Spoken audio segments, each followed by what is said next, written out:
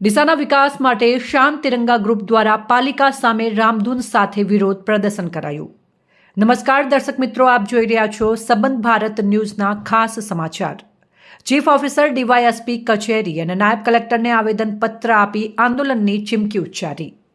ડીસા નગરપાલિકામાં ચાલતા ભય વગરનો ભ્રષ્ટાચાર અને તાનાશાહી શાસનથી શહેરીજનો ત્રાહિમામ પોકારી ઉઠ્યા છે। જાગૃત નાગરિકો દ્વારા વારંવાર પાલિકા કચેરીએ ચીફ ઓફિસર સહિત ઉચ્ચ કક્ષાએ લેખિતમાં રજૂઆતો કરવામાં આવી હોવા છતાંય જાડી ચામડીના અધિકારીઓના પેટનું પાણી પણ હલતું નથી। ત્યારે ડીસા નગરપાલિકાના સત્તાધીશોને ફરજનું ભાન કરાવવા માટે ડીસા શહેરમાં જાગૃત નાગરિકો હવે મેદાનમાં આવ્યા છે અને શાંત તિરંગા નામનું બિનરાજકીય મજબૂત સંગઠન બનાવી ડીસાના વિકાસને વેગ આપવા અને સ્થાનિક સમસ્યાઓ ઉકેલવા માટે શાંત તિરંગા ગ્રુપ દ્વારા નગરપાલિકા સામે અનોખું જન આંદોલન શરૂ કરવામાં આવ્યું છે। આ આંદોલનનો આજથી પ્રારંભ ડીસા નગરપાલિકા કચેરી ખાતે રામધૂન સાથે કરવામાં આવ્યો હતો, જેનો મુખ્ય હેતુ સત્તાવાળાઓનું ધ્યાન વિવિધ ગંભીર મુદ્દાઓ તરફ દોરવાનો છે। આ આંદોલનના મુખ્ય મુદ્દાઓમાં ડીસા નગરપાલિકા દ્વારા વોટર ટ્રીટમેન્ટ પ્લાન્ટના નામે પાંજરાપોળની જમીન પચાવી પાડવાનો કારસો તેમજ શહેરમાં બ્યુટિફિકેશન પ્રોજેક્ટ્સના નામે 6 કરોડ 25 લાખનો અતિશય ખર્ચ અને ભંડોળના કથિત દુરુપયોગ સામે વિરોધ નોંધાવવામાં આવ્યો હતો। આ ઉપરાંત શહેરમાં લાયસન્સ વિના ગેરકાયદેસર કતલખાના બંધ કરાવવા, આ ઉપરાંત રોડ ઉપર રખડતા પશુ બાબતે પણ પાલિકા કોઈ કાર્યવાહી કરતી નથી તે બાબતે પણ આક્રોશ વ્યક્ત કરાયો હતો। નગરપાલિકાના કરોડો રૂપિયાની ઉચાપત થાય અને પ્રોક્સી વહીવટ ચાલે, પ્રમુખનો પતિ ખુરશી ઉપર બેસે છે, ટોટિયા પર ટોટિયા ચડાવી દેતા હોય। એમને બોલાવો। ગ્રુપના આગેવાન એડવોકેટ ધર્મેન્દ્ર ફોફાણીએ જણાવ્યું હતું કે પાલિકા દ્વારા અગાઉ ઐતિહાસિક હટીલા હનુમાન મંદિર પાસે આવેલી ગૌશાળાને તોડી પાડી હતી, જ્યારે હવે વોટર ટ્રીટમેન્ટ પ્લાન્ટના નામે રાજપુર કાંટ પાંજરાપોળની જમીન હડપવાનો પ્રયાસ કરવામાં આવી રહ્યો છે। શાંત તિરંગા ગ્રુપ દ્વારા શરૂ કરાયેલા આંદોલનને સ્થાનિક લોકોનો સારો પ્રતિસાદ મળી રહ્યો છે। ડીસા નગરપાલિકા દ્વારા કાંટ પાંજરાપોળ જે જગ્યા ઉપર ચાલી રહી છે એ જગ્યા ઉપર સરકાર પાસે જમીનની માગણી કરી અને ત્યાં વોટર ટ્રીટમેન્ટ પ્લાન્ટ બનાવવાની એક આયોજન ચાલી રહ્યું છે। શાંત તિરંગા ગ્રુપના સભ્યોને આ બાબતે જાણકારી મળતા ભવિષ્યમાં ડીસામાં ભયંકર રોગચાળો ફાટી નીકળવાની શક્યતા છે, જેથી આ વોટર ટ્રીટમેન્ટ પ્લાન્ટનું સ્થળ બદલી અને અન્ય સલામત જગ્યાએ લઈ જવા માટે ઉપરાંત ડીસા નગરપાલિકાના વિસ્તારોમાં ગેરકાયદેસર કતલખાના અને માંસની દુકાનો સતત ધમધમી રહ્યા છે, એ બંધ કરાવવા માટે ઉપરાંત રખડતા ઢોરોથી લોકોના જીવનને જોખમ છે અને CRPC 133 નીચે અગાઉ સબ ડિવિઝનલ મેજિસ્ટ્રેટ સાહેબનો હુકમ અસ્તિત્વમાં હોવા છતાં કોઈપણ પ્રકારની કાર્યવાહી નગરપાલિકા દ્વારા કરવામાં આવતી નથી। તો નગરપાલિકાના જવાબદાર અધિકારીઓ સામે CRPC 133ના ભંગ બદલની કાર્યવાહી કરી રખડતા ઢોરોનો પ્રશ્ન કાયમી નિરાકરણ આવે અને લોકોની સલામતી જળવાય તે માટે તેમજ બ્યુટિફિકેશનના નામે જે કરોડો રૂપિયાના ખર્ચા થાય છે એના બદલે લોકોના પ્રાથમિક પાયાની જે જરૂરિયાતો છે એ પૂરી કરવા માટે ખર્ચા કરવામાં આવે અને નગરપાલિકામાં જે મોટા પાયે ભ્રષ્ટાચાર થઈ રહ્યો છે એમાં પોલીસ અધિકારના ગુના બનતા હોવાના કારણે પોલીસ FIR નોંધીને તપાસ કરે એ બાબતે નગરપાલિકા વિરુદ્ધ અને નગરપાલિકાની પોતાની ફરજ બજાવે એ માટે નાયબ પોલીસ અધિક્ષક સાહેબશ્રીને અને સબ ડિવિઝનલ મેજિસ્ટ્રેટ સાહેબશ્રીને પણ રજૂઆત કરેલી છે અને તેમના તરફથી ખૂબ પોઝિટિવ રિસ્પોન્સ મળેલો છે। જો 15 દિવસમાં આ બાબતે કોઈ કાર્યવાહી નહીં થાય તો શાંત તિરંગા ગ્રુપના સભ્યો દ્વારા ખૂબ જ આક્રમક અને કાયદાની મર્યાદામાં રહી અને અનેક પગલાં ભરવામાં આવશે। ગેરકાયદેસર ધંધા કાયદાની મર્યાદામાં રહીને બંધ કરાવવા માટે પણ કાર્યવાહી કરવામાં આવશે। સાહેબ, આ તમે કીધું કે કોટ પાંજરાપોળની અંદર વોટર ટ્રીટમેન્ટ ચાલે છે અને એની અંદર રોગચાળો થવાની સંભાવના છે, શેના કારણે? જે જગ્યા ઉપર વોટર ટ્રીટમેન્ટ પ્લાન્ટ બનાવવાનો છે એ જગ્યા ઘણા જ વર્ષોથી ત્યાં કાંટ પાંજરાપોળ ચાલે છે, એના કબજામાં આવેલી છે। ત્યાં આગળ બીમાર ગાયોને રાખવામાં આવે છે। 2017માં જ્યારે લંપીનો રોગચાળો ફાટી નીકળ્યો એ સમયે ત્યાં આગળ અનેક લંપીગ્રસ્ત ગાયોના સમાધિ કરવામાં આવેલી છે, ત્યાં જમીનમાં દાટવામાં આવેલા છે, જેના કારણે અને અત્યારે પણ ત્યાં મળમૂત્ર ખૂબ જ અઢળક પ્રમાણમાં છે। ઝૂનોટિક રોગો ફેલાવાની પૂરી શક્યતા છે। બાજુમાં જે મોટી પાંજરાપોળ છે જ્યાં 10,000 બીમાર પશુઓ સાચવવામાં આવે છે। મૃત પશુઓના નિકાલ માટે ચર્મકુંડ આવેલો છે। આ બીમાર પશુઓના કારણે જો તેની બાજુમાં વોટર ટ્રીટમેન્ટ પ્લાન્ટ બને તો હવાથી, પાણીથી અને જમીન મારફતે ઝૂનોટિક ડિસીઝ એટલે કે પ્રાણીજન્ય રોગો પાણીમાં ભળી અને ડીસાના નગરજનોને બહુ જ રોગગ્રસ્ત કરી શકે એવી પૂરી શક્યતા છે। ડીસા ભવિષ્યનું ચીનનું વુહાન બની શકે અને જે રીતે વુહાન કોરોનાના ફેલાવા માટે આખા વિશ્વમાં જાણીતું બન્યું એ રીતે કોઈ પ્રાણીજન્ય રોગના ફેલાવા માટે ડીસા જાણીતું ના બને અને ડીસાના નાગરિકોની સલામતી જળવાય તે જરૂરી છે। આ ઉપરાંત આ તમામ મુદ્દાઓને લઈને નગરપાલિકા કચેરી ખાતે આવેદનપત્ર આપવા જતા પાલિકાના સત્તાધીશો છૂમંતર થઈ ગયા હતા.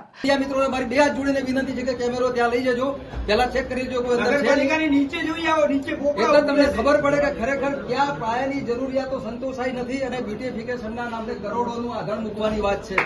અને રામ ભરોસે નગરપાલિકા કચેરીને મૂકી દેવામાં આવી હતી.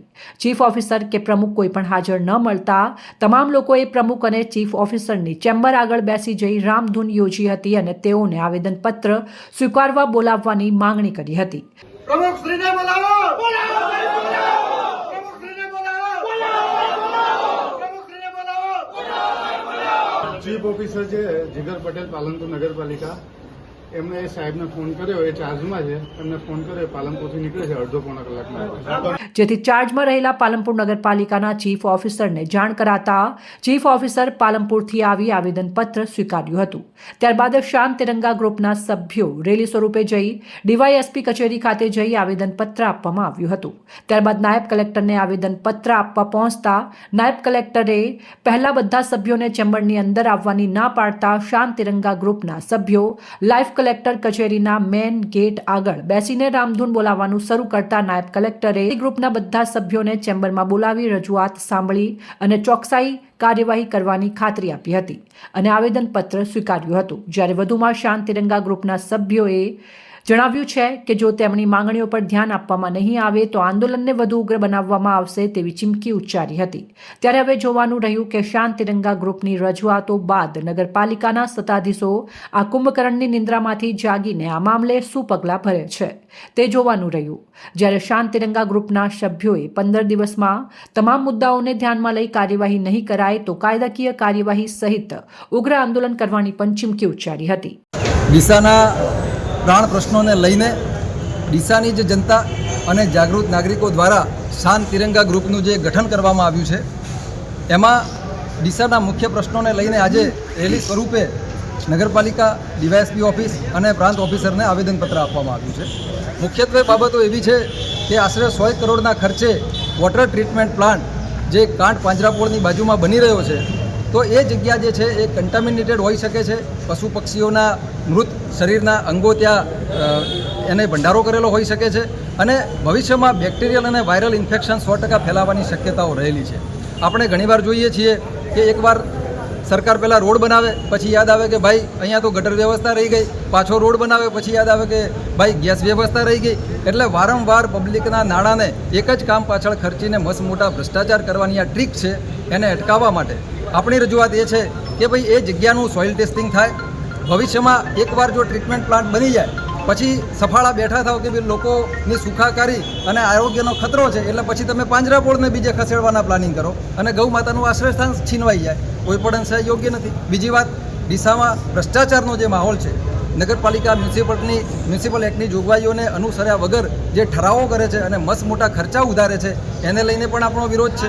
એક બાજુ ડીસા નગરપાલિકા ઓફિસના પોતાના ટોયલેટ સાફ સુથરા નથી અને કંડમ હાલતમાં છે અને બીજી બાજુ ડીસાના જાહેર રોડ જે ઓલરેડી ડેવલપ છે એમાં 6.25 કરોડ રૂપિયા એવા માતબર રકમો ખર્ચી અને જનતાના નાણાંને આ કઈ બાજુ લઈ જવા માગી રહ્યા છે. મિત્રો, ત્રીજી વાત કે આ જે કોઈ કાર્યવાહીઓ થઈ રહી છે, જાગૃત નાગરિકો આગળ આવે છે, ફરિયાદો લખે છે, કોઈ કામગીરી નથી થતી. એક બાજુ સેનિટેશન શાખાના ભ્રષ્ટાચારની વાતો છે, કલેક્ટર બનાસકાંઠા એમાં એસઆઈટીનું ગઠન કરે છે તો એનામાં પણ કોઈ ખુલાસો નથી. ખરેખર જનતાના નાણાં જો ગેરવ્યાજબી રીતે વપરાતા હોય તો એમાં શું થયું એ જાણવાનો જનતાનો અધિકાર છે. તો આ બધી જ બાબતોને લઈને શાંત તિરંગા ગ્રુપ એક નોન પોલિટિકલ મુવમેન્ટ જેમાં કોઈ રાજકારણ નહીં, માત્ર ડીસાના પ્રશ્નોને લઈને આપણે સૌએ સહિયારો પ્રયત્ન કરીએ છીએ. આપણે અપેક્ષા રાખીએ કે એમાં આપણને ચોક્કસ સફળતા મળશે અને આ ભ્રષ્ટાચારીઓ જેલ ભેગા થશે. શાંત તિરંગા ગ્રુપના સભ્યોએ પાલિકા કચેરી ખાતે પહોંચ્યા તો પાલિકાના સત્તાધીશો છૂમંતર થઈ જતા ઉઠ્યા અનેકો સવાલ. મિત્રોને મારી બે હાથ જોડીને વિનંતી છે કે કેમેરો ત્યાં લઈ જજો, પહેલા ચેક કરી લેજો કોઈ અંદર છે. નગરપાલિકાની નીચે જોઈ આવો, નીચે એટલે તમને ખબર પડે કે ખરેખર ક્યાં પાયાની જરૂરિયાતો સંતોષાઈ નથી અને બ્યુટિફિકેશનના નામે કરોડોનું આધણ મૂકવાની વાત છે. શાંત તિરંગા ગ્રુપના સભ્યો અને પાલિકાના ટાઉન પ્લાનિંગ ચેરમેન ચેતન ત્રિવેદી વચ્ચેથી ઉગ્ર બોલાચાલી શહેરમાં પાર્કિંગ વગરના શોપિંગ સેન્ટરો, નકશા વિરુદ્ધનું બાંધકામ, સહાયતા, ગેરકાયદેસર દબાણોને લઈને ચેરમેનને સવાલો પૂછતા લેખિતમાં આપો તેવું જણાવી હાથ અદ્ધર કરતા ચોર હૈ સબ ચોર હૈના નારા લગાવ્યા.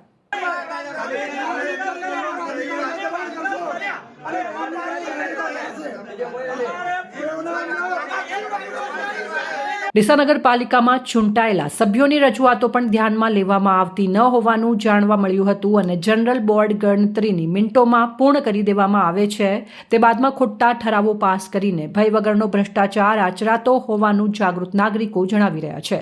ત્યારે ખોટા ઠરાવો કરતા પાલિકાના સત્તાધીશો સામે પણ ફોજદારી કાર્યવાહી કરવી જોઈએ તેવી જનમાંગ ઉઠવા પામી છે. અહેવાલ અમૃત માળી, સંબંધ ભારત ન્યૂઝ, ડીસા.